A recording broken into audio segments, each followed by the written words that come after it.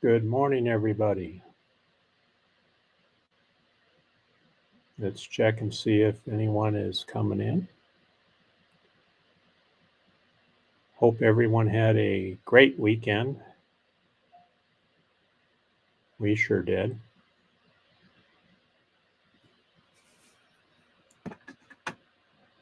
I'm going to bring up the koi pond here.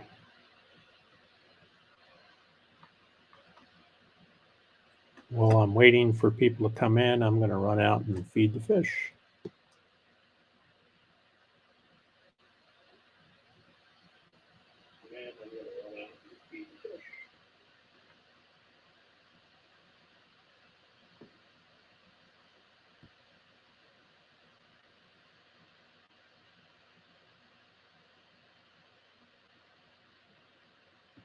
Hey, there's Marshall. Good morning, Marshall. Thanks for being here. Appreciate it.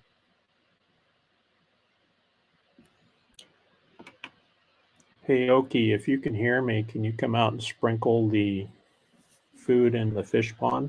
I'd appreciate it.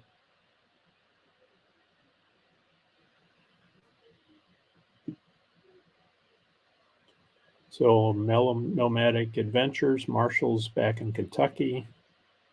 He spent a couple months out here in Arizona, and we got to hang out together. Had a great time, and I think, Marshall, you enjoyed your time here.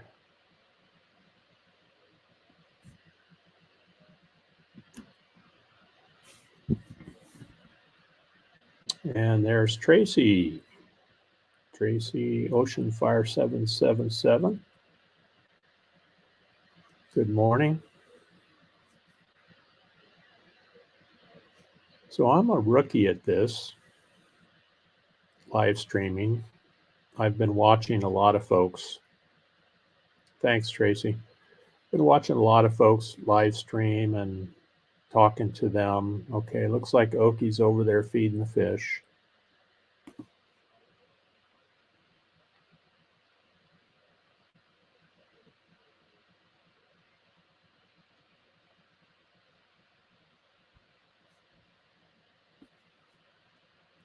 There's TROSW.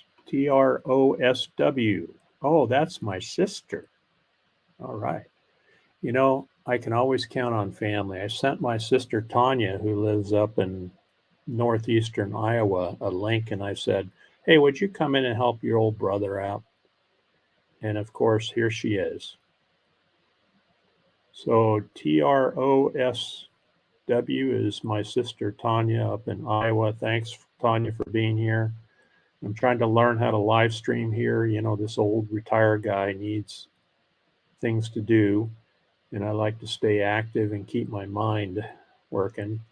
So, of course, got into YouTube, making content, met a lot of great people, and I'm have learned a little bit about making videos, hopefully interesting videos, as we walk around and show you some of the beautiful areas that we live. So Tracy's asking Marshall if, oh yeah, I'll bet Marshall will go back to your area again. Yeah, I think he's planning on it.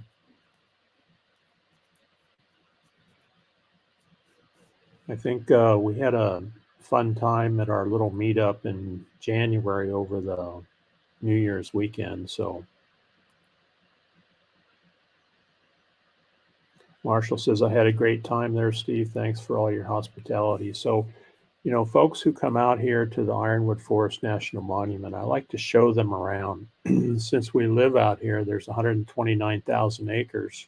We live just on the north end of it inside the monument on private land. And of course, we've explored it pretty extensively over the last 10 years, well, 20 years that we've been here. And so when folks come out that enjoy and want to explore a little bit, you know, I take them around and show them around. And I'm interested in and making sure that they have a good time while they're out here.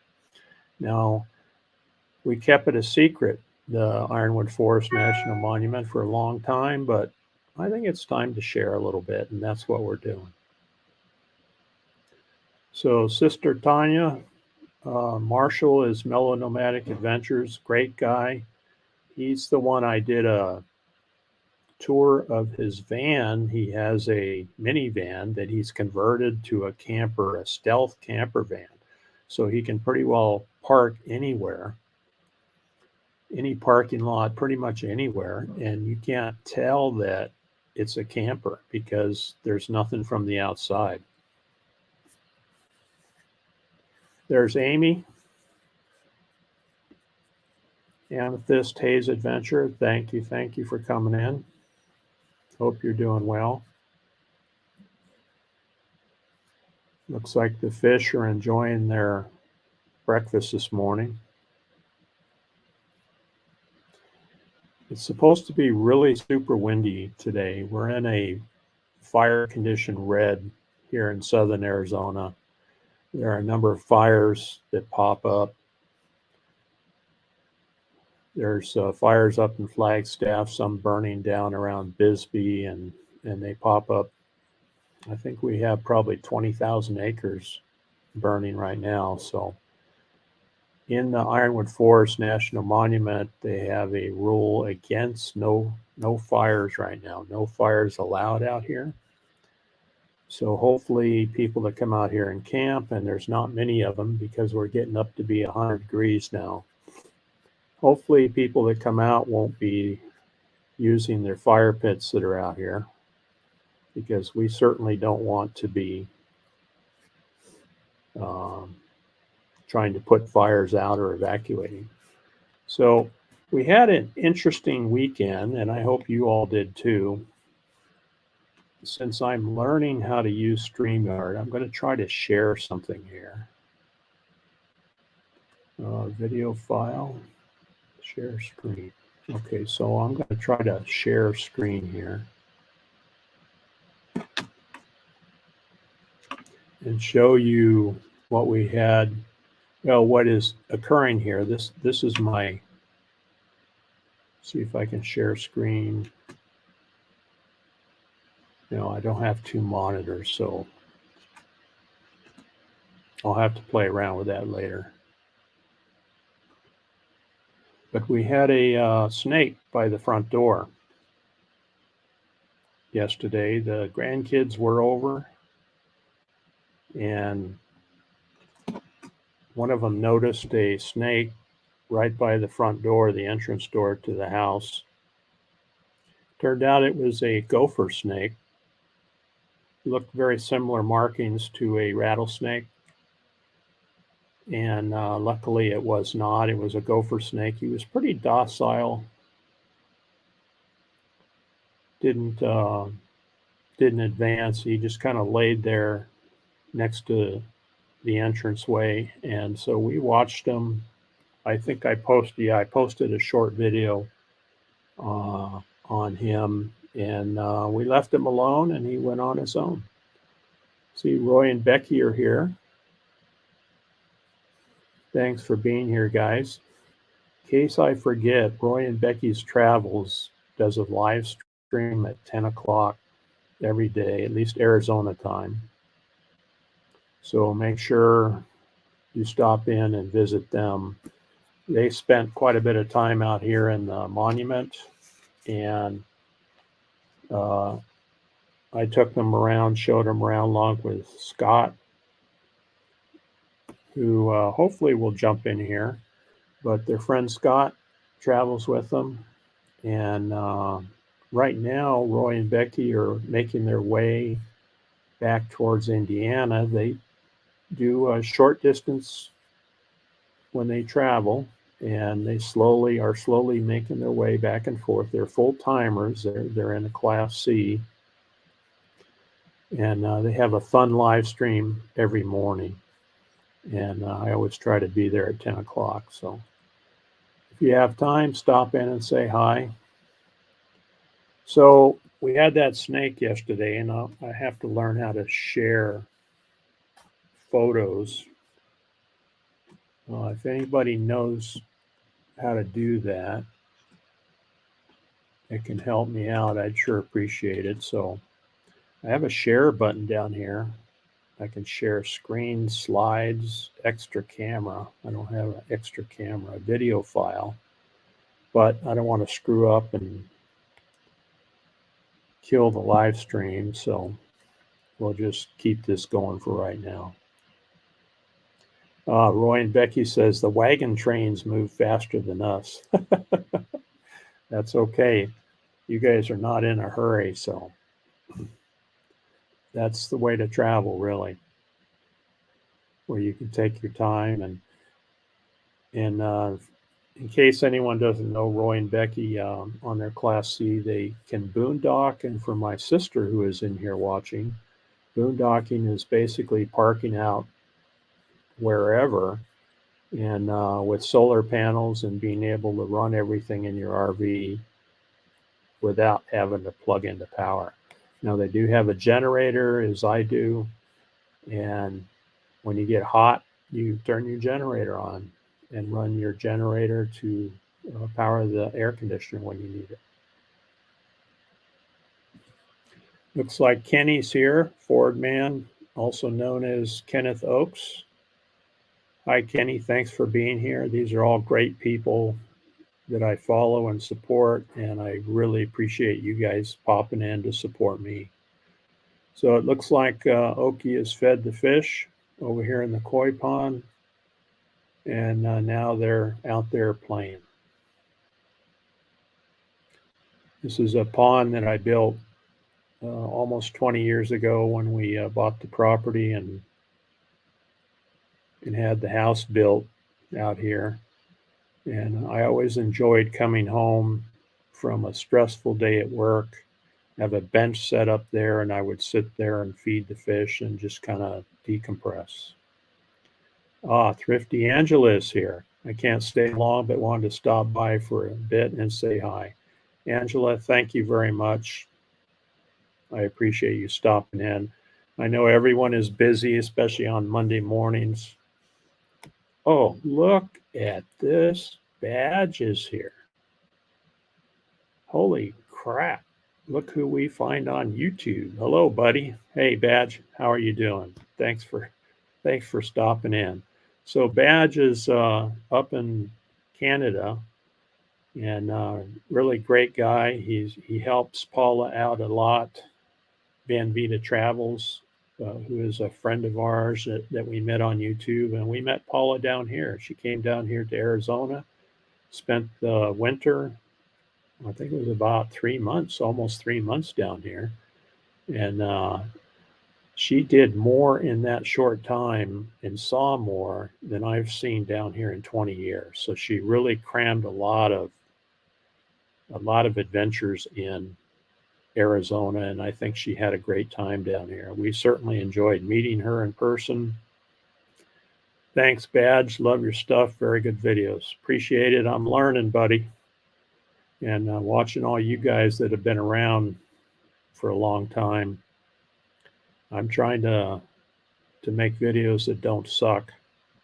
So appreciate the help. Angela says my son has final today and gets to leave early when he's done with his exam. Our grandkids mentioned they have testing too. They're winding down the school year and everyone's getting tested before school finishes up. It's always stressful. Certainly is.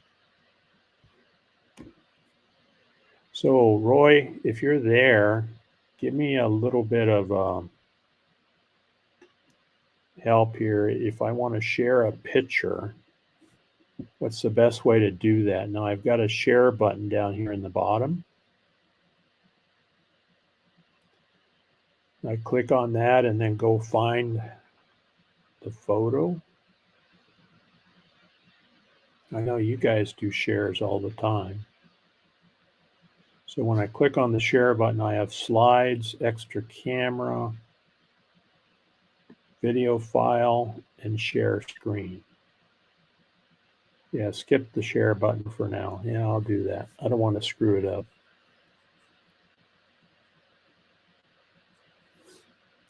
Okay, so hopefully everyone had a good weekend. Now, I have a question for you guys. If you could go back in time to your younger self, let's say you jump in a time machine and you go back in time and you find yourself as a young person, young man, young woman, what piece of advice would you give yourself? What piece of advice would you give yourself? When I go back and think, I would have stayed in school. Now, I wasn't real big on school, and I don't know if I would listen to myself, but if I did, I would stay in school. I did end up going to community college and getting a technical degree later on in life, but I certainly would have had an easier time of it, I think, if I stayed in school.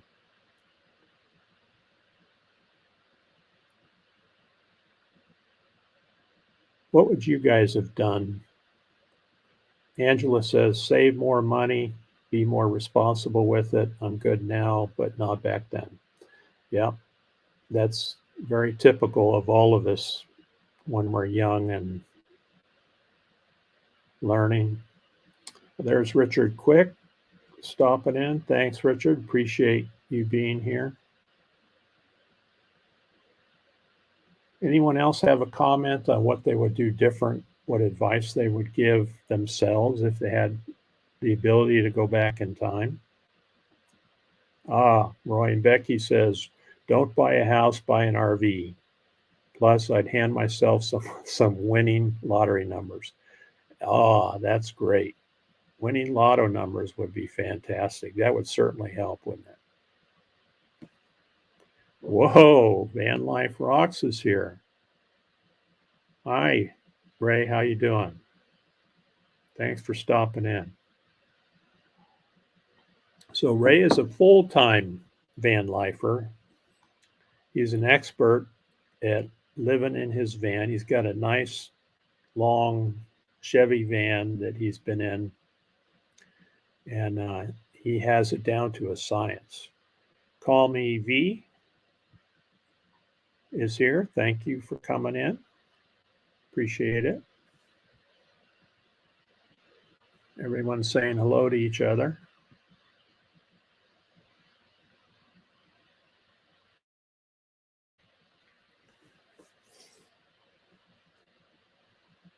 I was watching the news this morning going online. I hardly ever watch news on TV anymore. Oh, Call Me V says, I would tell myself you are worth every penny saved up. Yep. You know, so many folks are, there's Ava Potterfield and friends. Thank you, Ava, for stopping in. Appreciate you being here. Wow, you guys, I really appreciate this. Hopefully it looks okay and I'm not embarrassing myself. I think I'm doing all right, but I have a lot to learn and I'm going to keep plugging away here. But I do need some help on the technical finer points of live streaming so I can share. Ray says, I would tell my younger self to move to Arizona. That's probably a cheaper place to live, Ray, compared to California right now. Thanks, Marshall. I appreciate the support. Ava saying hello to Marshall. All these folks know each other on YouTube and we all support each other. We've got a great community and I do my best to get up on their lives and support them as also. So, looking at the news this morning, with the heat coming on, the summer is starting to crank up here in Arizona and the temperatures are going up. We're all starting to run our air conditioners, which loads up the power grid. And Power grid operators are warning of potential electricity shortages amid transition to clean energy. So the current administration is pushing green power, and I certainly agree that we need green power. Green power is fine when it works, but during the heat of the summer, we always seem to have trouble with supplying enough energy for folks, especially California and in the hotter areas, the Southwest. Uh, that happens, and then down through Texas, even Texas in the wintertime, if you remember, a couple years ago, they had a freeze down there and they weren't able to get those turbines running. And of course, when you have ice on top of solar panels, they don't produce very much electricity. So they had all kinds of issues there for a couple of weeks. They did get through it, but there's a potential for shortages this summer again. So hopefully everyone has a plan if the power goes out. I know my sister up in Iowa, they sometimes have to deal with outages, but it's typically in the wintertime when they have problems, when they have ice storms and the power goes out. They do have tornadoes up there, though. And I think Marshall deals with that where he lives down in the Kentucky area. So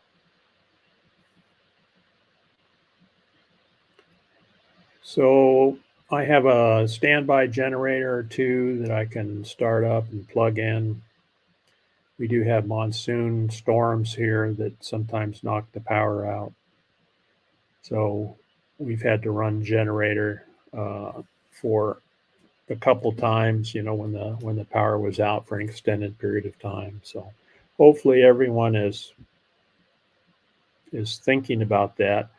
Badge, and you guys up in Canada, I don't think you have issues up there, do you?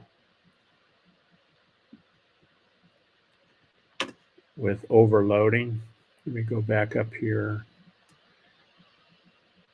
So April, or not April, Amethyst Hayes Adventure says, yep, I have no power for 40 hours during that horrible ice storm. Yeah, she lives down in Texas. That's right.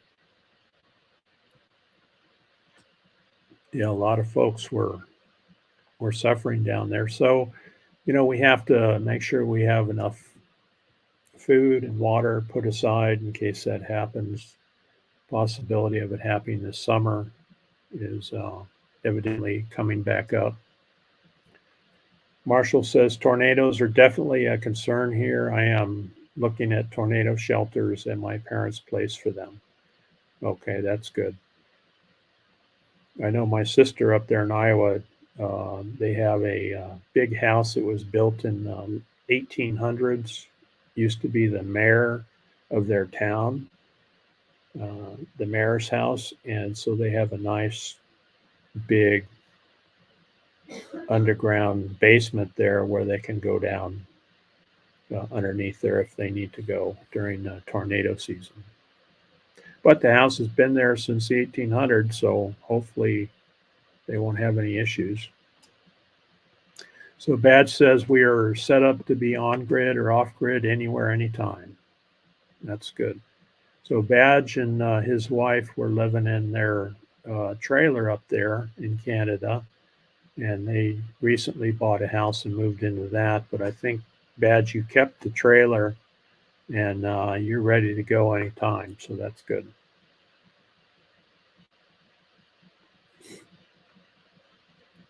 I know Oki and I have talked about it out here. If the power goes out, we're pretty well self-sufficient. Yeah, Call Me V says weather is a deciding factor on where to live. And V, I'm not sure where you're at. Maybe you can share that with us, what state you live in, and do you have issues with weather? Roy and Becky, yeah, I'm not surprised. We chase tornadoes back home.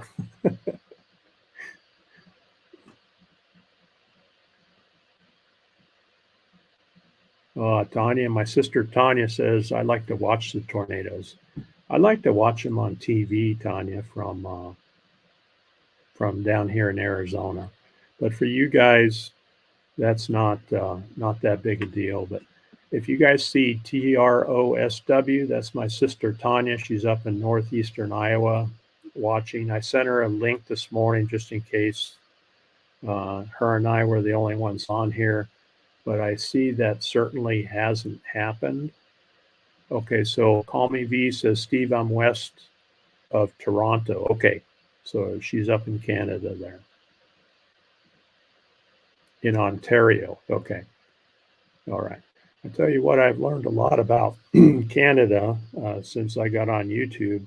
Previously, I just knew it was that way. And we saw it briefly when we lived in New Hampshire back in the 90s. Oki and I lived up there for 9 months. But otherwise, we don't know a whole lot about it. So you folks in Canada, especially content creators, have really educated us on your beautiful country and what's up there. Very diverse, prairies, mountains, and of course, big cities up there. But we certainly have learned a lot. So Marshall's asking Badge if he's coming down into the States at all. There's Karen Boardman. Good morning, Karen. Thank you for stopping in. I appreciate it. We're just chit-chatting here.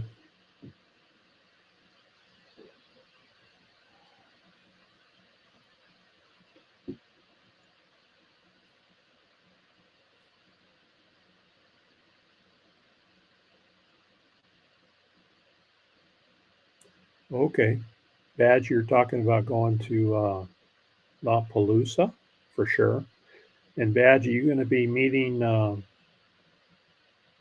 up with Paula? She's going to have a meetup too. I think she's already put her information out and made a reservations at the park that she's going to be setting up at.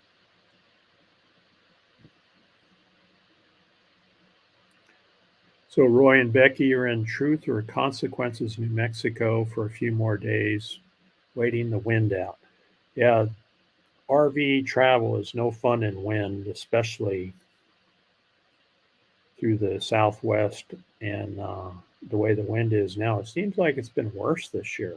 I don't know. Maybe I say that every year, but it certainly has been windy. Dyson's Crazy Adventure stopped in. We had snow up in Utah last night. Wow. I lived in Ogden, Utah for a couple years. I'm really dating myself, but it was back in the early 80s. And boy, what a beautiful state up there. I really enjoyed it. I was too poor to do anything but look at the mountains and shovel the snow, but it sure was a beautiful state.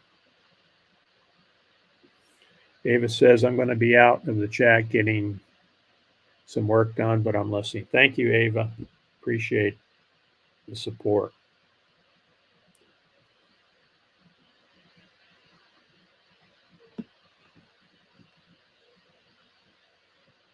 So it looks like Marshall's not going to make that one by the looks of it. Steve, have you hiked the Grand Canyon? Well, Ray, I know that you have, but I have not.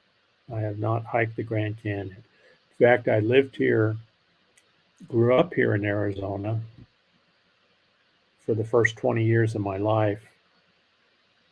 Never made it to the Grand Canyon. I drove by it on the way to Utah when I was stationed up there in the military. Never stopped. We finally stopped, gee whiz, when was it? 2019? Oki can tell me for sure, but we finally stopped in 2019 and we just looked over the edge. That was during COVID. Everything was closed, but that was my first trip to the Grand Canyon. And boy, oh boy, it's pretty awesome. But I think I'm getting too old to hike the Grand Canyon. So Ray, I will watch your video and you'll hike it for all of us.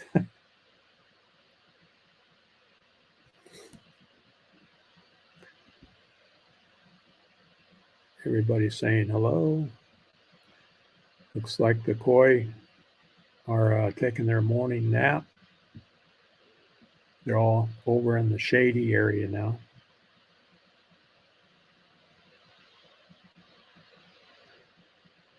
I saw Loud Land Cloud Adventures, Nate, who is a great channel that I watch, set up a second camera like this. This is my phone sitting out by the koi pond.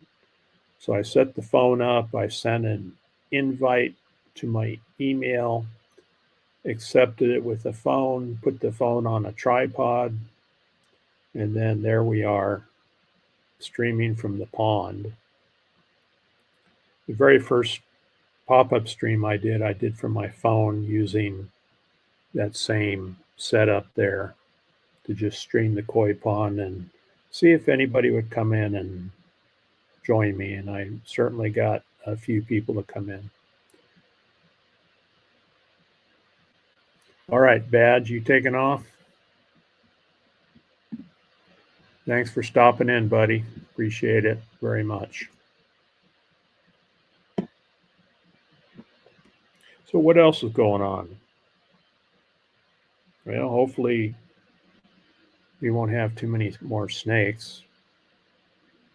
We have 5 acres out here in the desert, and of course we're living amongst the snakes. And we had that one yesterday, which turned out to be a gopher snake, non-venomous. And so we left it be, and it went off on its own. Looked like it had just eaten something for lunch probably, and was just laying there relaxing, enjoying the warm concrete. So we just have to be very cautious when we're out here.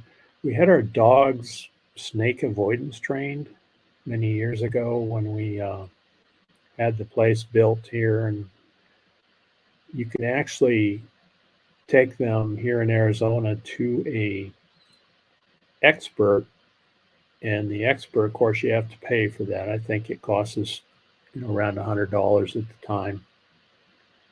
And the expert would have rattlesnakes that were defanged, and then they would put a shock collar on your dog, and the dog would go up to a snake and they would hit the shock collar, and of course the dog would recoil. And that's how they trained our dogs to stay away from snakes. They did it by scent, by sight, and by sound. And our 2 dogs did well. And our little Maggie actually would notify us when there was a snake out in the yard. So Ray has a question. Any thoughts on upgrading your drone? I hear they're going to announce the DJI Mini 3. Ray, I had a Mini 1, which is the same as you had, and I don't like the price of the Mini 3. I did upgrade my drone. This is actually the Mini 2. I don't know if you can see it on there, but it's very similar to the Mini 1, except the camera is much better. So it's got a 4K camera on it, on the front of it. And they were on sale for $500, I think, on Amazon. So I bought one of those. And I think I'll wait a while for the next upgrade. For anyone who doesn't know it, you can spend many thousands of dollars on a drone. And I bought the Mini 1 a year and a half ago and learned how to fly and took some video with it and put a lot up on my channel. I also took the FAA test. There's what they call a Part 107 test. So I got the drone. I started to do some research, and I discovered that the FAA will fine you if you're a YouTube creator. You put drone video on your channel if you're monetized, because you're actually supporting your business. So that worried me a little bit. So I signed up for the FAA certified course to be a commercial drone pilot. And so about a year ago, I got my Part 107 license, they call it. And what I was interested in is learning what the rules were, where you could fly, where you can't fly, because they will fine you. One guy in New York, I think, was fined $150,000 because he was flying around New York City, and they don't allow that. So, and the FAA is generally nice about sending you a letter saying, hey, you need to stop doing this. And if you stop, then you're usually good. But he ignored them. And so they really put the hammer down on me. Amethyst Hayes Adventures. Yep, if you want to make money off your drone footage, you need to pass that test, even if you want to sell the drone footage. Yeah, that's very true. Very true. So Angela took off. Her son has a test at school today. So Angela, you have a great day, and thanks for stopping in. I appreciate it very much.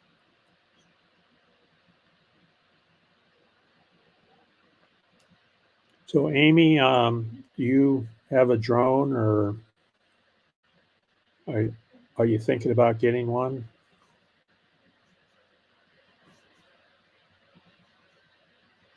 Tracy commented back here, never thought of proactively training dogs for snake awareness. Needed there for sure.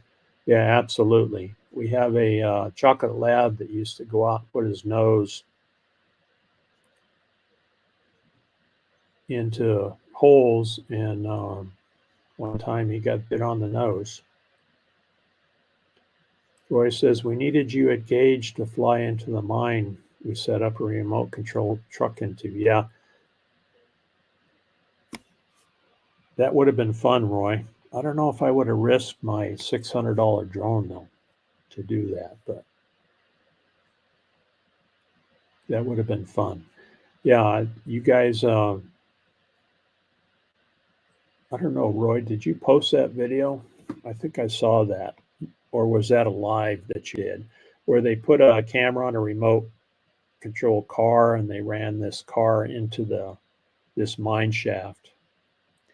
Amy says, I don't have one, but I know someone who does. We're talking commercial Part 107. And they had a news station want to buy some footage of the cruise ships last year. He couldn't sell it because of not having a license. Yeah. And even doing it, if you're monetized, even doing it for your church or your school, if they want you to do, it free of charge, even, you're required to have an FAA license to do that.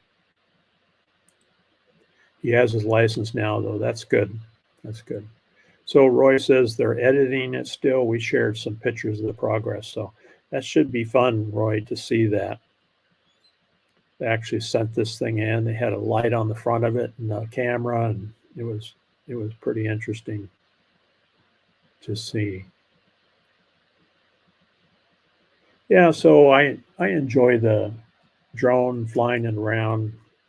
Out here in the monument, it's unique. Typically, you're not allowed to fly a drone in a national park and in most monuments in wildlife areas. It's not allowed. But the difference out here in the Ironwood Forest National Monument is this is also a military operations area.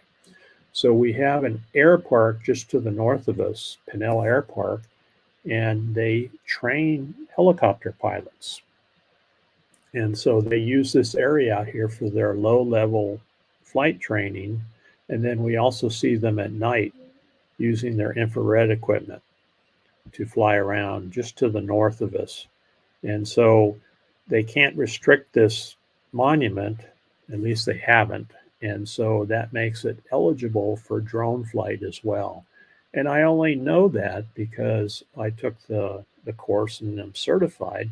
And then there's some apps that you have on your phone that you look at for weather conditions, also any restrictions, temporary flight restrictions. You can't fly your drones around fires. Obviously you've probably heard that on the news. So you can get in trouble for that.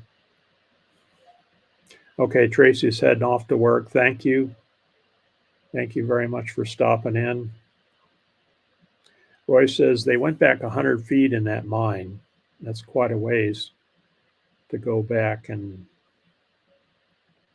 I assume you got your car back and everything came back. Did you tie a rope to it when you sent it in there?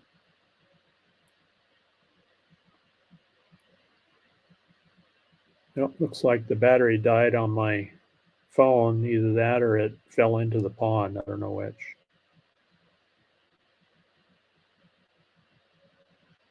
It is windy out there. Well, it's an iPhone 12 Plus. It's supposed to be good for a couple meters underwater. Let me go see if it fell in. I'll be right back.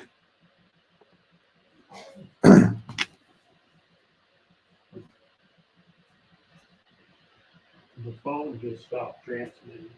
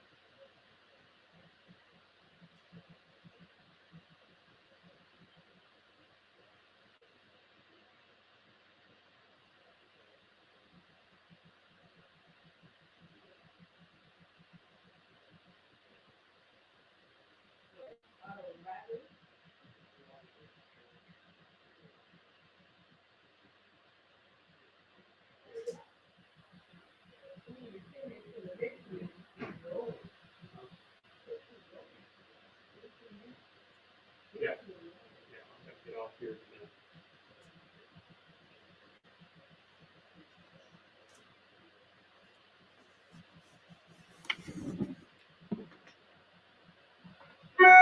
Okay, my phone's still okay. I don't know why it disconnected, but it still has good battery. Maybe I bumped something, I don't know. Something went wrong, it says. Try again. That's okay. That was a pretty good test to see if it would work, and it did work pretty well. All right, so I think I'm going to get off of here, guys. And it's been 42, 43 minutes. Thanks very much for stopping in. Now, Roy and Becky have their live coming up. Ava says my phone footage like that stops in half an hour. Okay, that's about how long it was out there. So maybe that's what happened. Yeah, lost connection. Yeah. Gotta fly. Lunchtime is over. See you, beautiful people, on the flip side. Thank you very much for stopping in. Training is calling my name again. Okay. Have a good day. Call me V. Thanks for stopping in. Appreciate it. All right. So I'm going to go ahead and end this broadcast. Tanya, if you're still out there, thanks, sister, for coming in. I appreciate it. And everybody, you have a good week. Have a great Monday. And we'll see you next time. Thanks a lot.